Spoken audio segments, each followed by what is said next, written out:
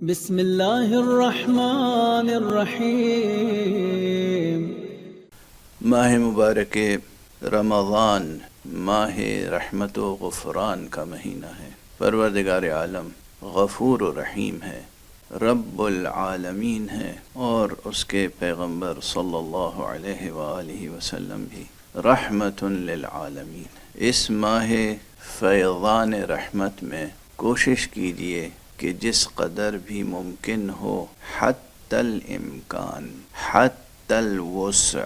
بقدر ظرف جاں رحمت الہیہ سے فیضیاب ہو سکے۔ اور رحمت الہیہ سے فیضیاب ہونے کے جو طریقے ہیں، جو قرینے ہیں، ان میں سے پہلی بات تو یہ ہے کہ انسان قرآن اور حدیث کی روشنی میں اپنی زندگی کو تابع فرمان حق بنا لے۔ اللہ سبحانہ و تعالی نے قرآن حکیم میں بہت سے احکام ارشاد فرمائے ہیں، اور رسول اللہ صلی اللہ علیہ وآلہ وسلم نے اپنی حیات طیبہ میں احکام الہیہ کی تعمیل، ارشادات ربانیہ کی مکمل تعمیل کر کے دکھائی ہے، اور اس کے احکام اور فرامین اور ارشادات کی مزید توضیح و تشریح فرمائی ہے۔ اس لحاظ سے حضرت صلی اللہ علیہ وآلہ وسلم کی سیرت طیبہ، آپ کے اقوال، افعال، اور یہاں تک کہ آپ کا سکوت، یہ سب ہمارے لیے حجت ہے اور رہنما ہے۔ حضور نے جہاں لب کشائی فرمائی ہے، گفتگو فرمائی ہے، وہ بھی اہم ہے۔ جہاں حضور علیہ السلام خاموش رہے ہیں، یعنی کوئی بات ان کے سامنے ہوئی، کسی نے کوئی عمل ان کے محضر میں انجام دیا، اور آپ نے اسے مشاہدہ فرمایا، ملاحظہ فرمایا اور سکوت اختیار فرمایا، یہ آپ کا سکوت بھی ہمارے لیے حجت و رہنما ہے۔ اور جو کچھ آپ نے کیا، جو فعل انجام دیا آپ نے، جو اعمال انجام دیا آپ، وہ بدرجہ اولا، برتبہ اتم ہمارے لیے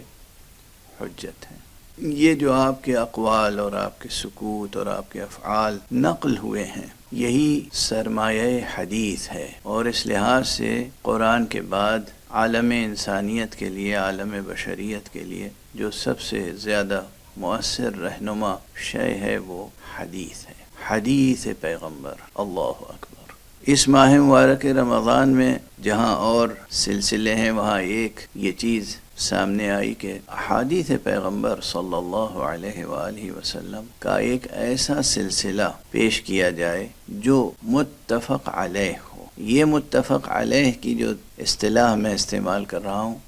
یہ علماء اہل سنت والجماعت کے درمیان جو متفق علیہ کی اصطلاح ہے، اس سے ذرا وسیع تر مفہوم میں ہے۔ فنی لحاظ سے علماء اہل سنت والجماعت جو متفق علیہ کہتے ہیں، وہ عموماً ان حدیثوں کے لیے کہتے ہیں جو صحیح بخاری اور صحیح مسلم دونوں کتابوں میں موجود ہے، متفق ہے، یا بعض علماء اس سے زیادہ توسع سے کچھ کام لیتے ہیں۔ میں جس مفہوم میں عرض کر رہا ہوں وہ یہ کہ علماء اہل سنت والجماعت اور علماء امامیہ، شیعہ اثنا عشریہ، ان دونوں کے درمیان میں جو حدیثیں متفق علیہ ہیں، یعنی وہ حدیثیں جو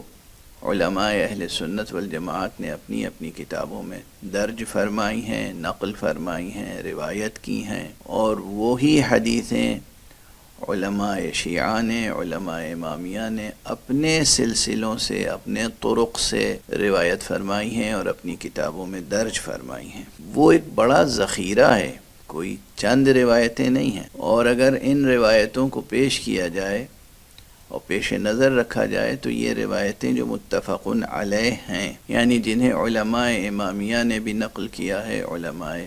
اہل سنت نے بھی نقل کیا ہے، یہ روایتیں اتنی تعداد میں ہیں اور اتنی واضح ہیں اور صریح ہیں کہ ایک انسان مسلم کی رہنمائی کے لیے کافی، اور ایک امت واحدہ کی تشکیل کے لیے کافی۔ یہ دور گزشتہ تمام ادوار کے مقابلے میں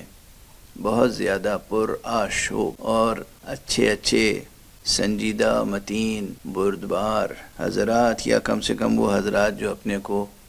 سنجیدہ، متین اور بردبار ظاہر کرتے ہیں، حقیقت میں وہ ہوں یا نہ ہوں، ایسے لوگ بھی تفرقہ پردازی کی ہواؤں میں اڑنے لگے ہیں، اور اس ادعا کے باوجود کہ ان میں حلم ہے اور حسن خلق ہے اور حسن ادب ہے، نہایت بے ادبی کی گفتگویں بھی کرنے لگے ہیں، جس سے کہ واقعاً ایک مہذب انسان اور ایک باذوق انسان اور ایک ایسا انسان کہ جس کی روح اور جس کا ذہن طہارت اور نفاست اور نزاہت اور نوارت کے عطر سے معطر ہے، وہ پریشان ہو جاتا ہے کہ یہ کس قسم کی گفتگو ہو رہی ہے۔ بہرحال سیاسی اسباب کی بنا پر تفرقہ پردازی سے بچیں اور امت واحدہ کی تشکیل کی کوشش کریں، جس کی طرف اللہ سبحانہ و تعالی نے، حضرت حق سبحانہ و تعالی نے بلایا ہے، اور رسول اللہ صلی اللہ علیہ وآلہ وسلم نے رہنمائی فرمائی ہے، اس بات کی طرف آگے بڑھیں۔ اور اس میں سب سے پہلے، سب سے مقدم یہ بات ہمیشہ پیش نظر رہنی چاہیے کہ اصل اصول، یعنی وہ اصل، وہ بنیاد جس پر دین کی عمارت تعمیر کی گئی ہے، وہ حب خدا ہے، اللہ کی محبت میں۔ محبت وہ شے ہے، محبت وہ خالص نورانی اور نوری جوہر ہے جس میں کسی قسم کی آمیزش ممکن نہیں ہے، اور اگر کوئی آمیزش کرنا چاہے گا تو پھر وہ محبت نہیں رہ جائے گی۔ محبت خود یہ آیت جو میں نے ابھی عرض کیا آپ کے سامنے تلاوت کرنے کا شرف حاصل کیا، سورہ مبارکہ آل عمران کی، جو کہ قرآن مجید کا تیسرا سورہ ہے، سورہ مبارکہ آل عمران کی 31ویں آیت، قُلْ إِن كُنتُمْ تُحِبُّونَ اللَّهَ فَاتَّبِعُونِی، اے رسول آپ کہہ دیجئے کہ اگر تم اللہ سے محبت کرتے ہو تو میری پیروی کرو، اگر تم اللہ سے محبت کرتے ہو تو میری پیروی کرو، یعنی مصطفیٰ صلی اللہ علیہ وآلہ وسلم کی پیروی کے نقش قدم پر چلنا، آپ کی اطاعت کرنا، آپ کے فرامین کو سامنے رکھ کر زندگی بسر کرنا، آپ کے نقش زندگی کو اپنے لیے رہنما سمجھنا، یہ تب ممکن ہے کہ جب انسان محبت خدا رکھتا۔ ان کنتم تحبون اللہ فاتبعونی، اور پھر اساس جب محبت پہ رکھی گئی تو پھر انعام بھی محبت ہی کو رکھا گیا کہ اللہ فرماتا ہے اگر تم اللہ کی محبت میں مصطفیٰ صلی اللہ علیہ وآلہ وسلم کی پیروی کرو گے، یحببکم اللہ، اللہ بھی تم سے محبت کرے گا۔ اللہ اکبر، اللہ اکبر۔ ذرا اس مقام و مرتبے پر غور فرمائیں۔ لوگ عام طور پر رسول اللہ صلی اللہ علیہ وآلہ وسلم کو محبوب خدا کہتے ہیں۔ اس آیت سے تو یہ ثابت ہوتا ہے کہ غلامان مصطفیٰ محبوبین حق ہیں، جو رسول اللہ صلی اللہ علیہ وآلہ وسلم کی سیرت کو اپنائے محبت الہیہ کے ساتھ، وہ اللہ کا محبوب بن جاتا ہے۔ یحببکم اللہ ویغفر لکم ذنوبکم، اور اللہ تمہارے گناہوں کو معاف فرما دے گا، تمہاری خطاؤں پر پردے ڈال دے گا، تمہارے عیوب کو چھپا دے گا۔ یغفر لکم،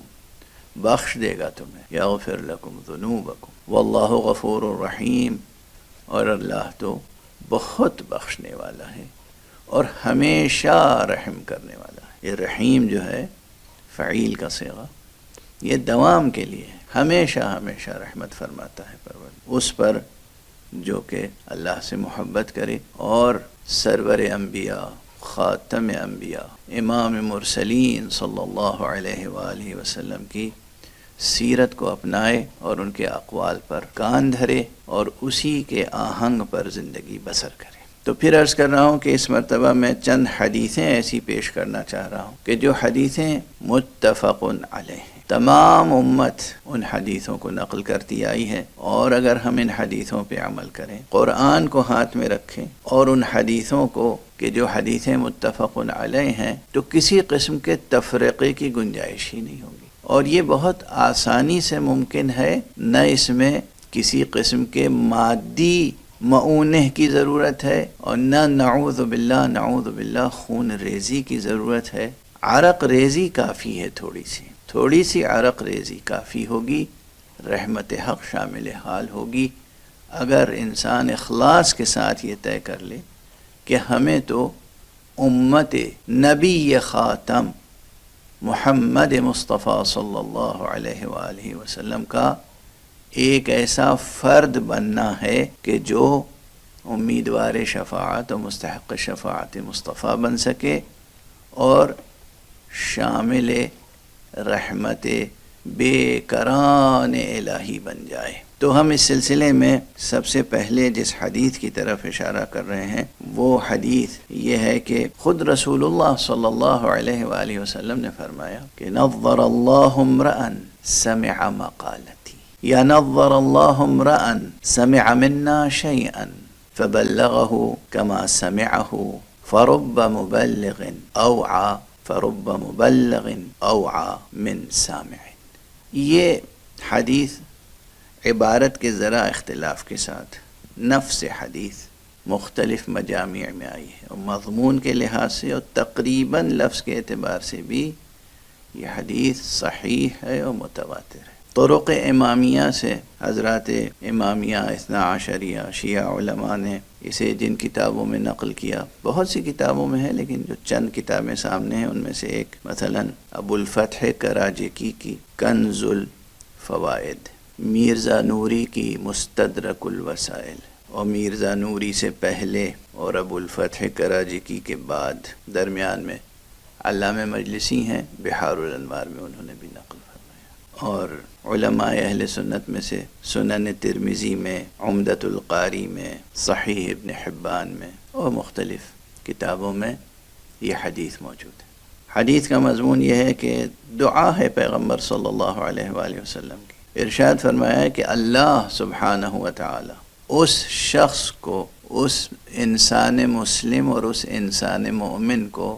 آبرو بخشے، اس کو رونق حیات بخشے، اس کے چہرے کو تازگی، شگفتگی اور شادابی بخشے۔ نظر اللہ امرأ، چہرے کو شادابی بخشنا یہ گویا دعا ہے کہ پروردگار اسے رونق حیات بخشے، زندگی کی شادابی بخشے۔ یعنی جب حضور علیہ الصلوۃ والسلام کی زبان مبارک سے یہ بات نکلے کہ نظر اللہ امرأ، اس کے معنی ہے کہ اللہ اس کی حیات کو بہشت بنا دے، اللہ اس شخص کو بہشت بنا دے، عین بہشت، اس کا وجود جو ہے ایک حصہ بہشت بن جائے۔ کس کو؟ نظر اللہ امرأ سمع مقالتی، جو میری بات سنے، فوعاہا، اور اس کو پھر سمجھے اور اس کو محفوظ رکھے، یا سمع منا شیئا، ہم سے کچھ سنے، فبلغہ کما سمعہ، اور پھر اس کو پہنچائے دوسرے تک جس طرح سنے، کوئی اضافہ نہ کرے، کوئی کمی نہ کرے، جس طرح سنے اسی طرح وہ نقل کرے۔ اس لیے کہ بہت سے ایسے ہوتے ہیں کہ جو سنتے ہیں، یاد رکھتے ہیں، مگر جو بات کہی گئی ہے اسے اچھی طرح سمجھ نہیں پاتے ہیں، تفقہ نہیں ہے، اور جب کسی اور تک پہنچاتے ہیں تو وہ شخص جس تک پہنچاتے ہیں، فرد مبلغ جس تک پہنچایا گیا ہے، وہ شخص جو ہے وہ اس کو زیادہ بہتر طور پر سمجھتا ہے، اس کے مفہوم کو، منطوق کو، اس میں پوشیدہ حکم کو، اسرار کو وہ بات سمجھتا ہے اور فائدہ اٹھاتا ہے، اور دوسروں کے لیے سبب خیر بنتا ہے، دوسروں تک بھی وہ اس بات کو پہنچاتا ہے۔ ایسے شخص کے لیے یہ دعائے پیغمبر صلی اللہ علیہ وآلہ وسلم کہ پروردگار اس کو آبرو بخشے، اس کے چہرے کو رونق بخشے، یہ غیر معمولی دعا ہے، اور حقیقت یہ ہے کہ ہم سب کو کوشش کرنی چاہیے کہ ہم پیغمبر صلی اللہ علیہ وآلہ وسلم کی اس دعا کے ایک مصداق بن سکیں۔ تو آج یہ ایک حدیث تو تمہید میں تھی، لیکن یہ خود حدیث تھی، عرض کی میں نے، اور جو وقت مقرر کیا گیا ہے اس وقت کے مطابق اتنی گفتگو کافی ہے آج۔ انشاءاللہ پھر یہ سلسلہ جاری رہے گا۔ پروردگار تمام سامعین کو توفیق کرامت فرمائے کہ وہ اس ماہ مبارک رمضان میں تلاوت کلام پاک کے ساتھ ساتھ تلاوت حدیث مصطفیٰ بھی کریں اور امت واحدہ میں شامل ہونے کی سعی کریں. انشاءاللہ ان کی سعی ضرور مشکور ہوگی، سعی مشکور ہوگی.